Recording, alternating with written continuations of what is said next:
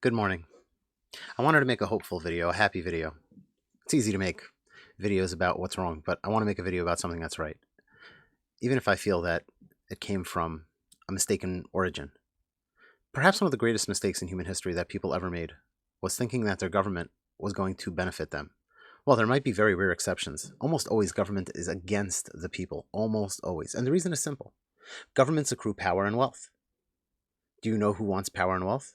Individuals who have a certain twisted nature. Many people believe that power and wealth is the key to their personal happiness. Those people will do anything to get into those levers of power. Even if a government starts off sincere and pure, even if socialism, let's say, would start off with sincere and pure-hearted intentions, at some point, people who believe that wealth, power, the accrual of power is the key to their personal happiness will realize that if they get to be on top, if they get to be the ones who have all the levers of power to make the decisions, then they can experience that happiness they think that they will get out of it. They'll say or do anything to get there. And they don't have your best intentions at heart. They want what's best for themselves. They will say, however, whatever they need to convince you that you should put them in charge. Unfortunately, in America, the last few generations, we've been sliding into this terrible idea that the government is good and will help us. And we should just vote for the elected official who tells us how they can best serve us and help us. It's not true. The fact is, there are very few pure-hearted people. And even if we happen to get one of those people in, maybe we will. Maybe we did. Maybe Donald Trump is that person. It's one person. The American government was designed to not really be able to interfere so much in your life for the very reason that the founders understood that if there's too much power that can be centralized in any one place, then someone would come along and say, hey, I want that power, and I'll say or do whatever it takes to get it. Finally, however, it does seem like Americans are waking up. Maybe the pandemic was, in some ways, a gift, in that it is, by force, unfortunately, re-educating some people. Listen to what this person is saying. I feel uplifted by this video. Not because of the fact that he was right to rely on the government, but at least he's realizing now how dangerous that idea is. We got a government that has taken the stimulus money, they gave it to special campaign donors, they gave it to special interests, they abandoned me, and they have put me in a position where I have to fight back. And the fact is, they haven't abandoned him. They were never for him. The United States government was never the panacea to anybody's problems. The United States government was never going to solve anybody's issues directly. It's not what it's designed for, and it's not really what it's capable of doing. But even more, as much as it can do that, as much power as it has to actually help this man, that's as much as a person who wants that power and wealth for themselves will try to get into a position to have it. Not to help him, but for their own personal gratification. Now, that's the part that I think he doesn't realize, but at least he's realizing we can't rely on the government. They're not going to help us. That's the attitude that we should have. That is the greatest thing about America. Okay? So do you feel that this is the right thing to do? Absolutely. I feel everybody needs to stand up. Hey, listen, there was enough money to give every family in this country $20,000 to go home for 2 months. They chose to give it to special interests and campaign donors, the Kennedy Space Center, and they abandoned us.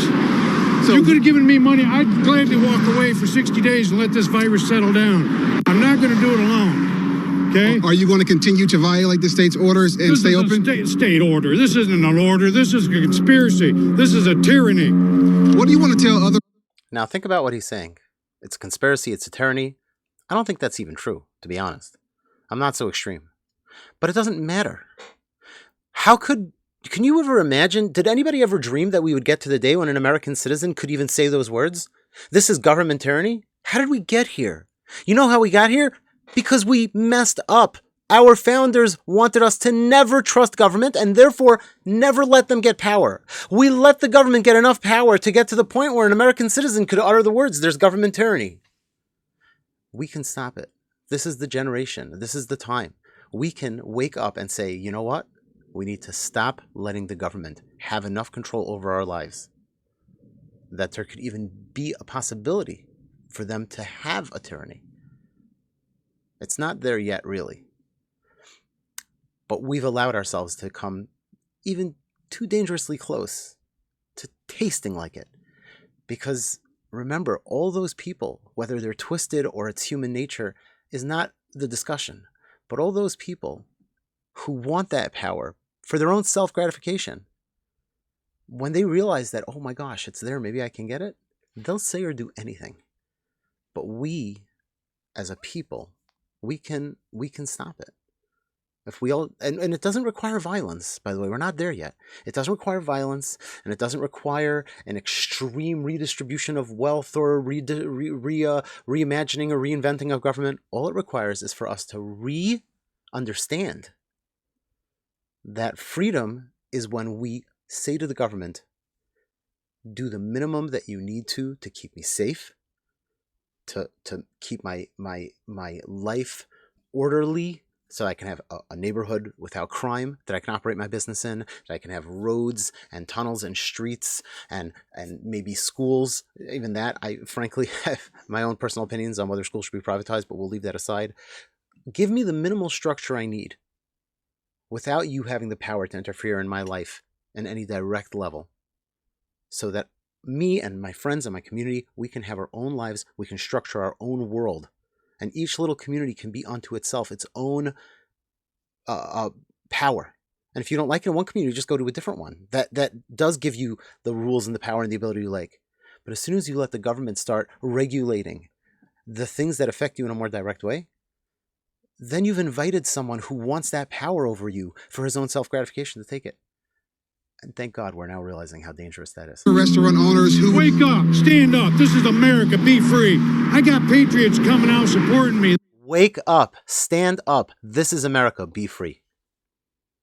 That's a message of hope, and I want to share that. And I want to tell you something. The only thing I could have wished for more is that it didn't take a pandemic to get this guy to say that. I've been saying that as a teacher of politics for years. Wake up, stand up, be free. Don't give the government any power they don't need. We should take power away from them if possible. Yes, we need an army. There's nothing we can do about that. So we need a government to have an army. Okay. Forget about arguing how much, how little. The point is, everybody should agree we need some amount of army. That requires a government. Yes, it's not exactly sort of manageable for privatization of roads, tunnels, and sewage and utilities. So we need a government at some level to manage certain things.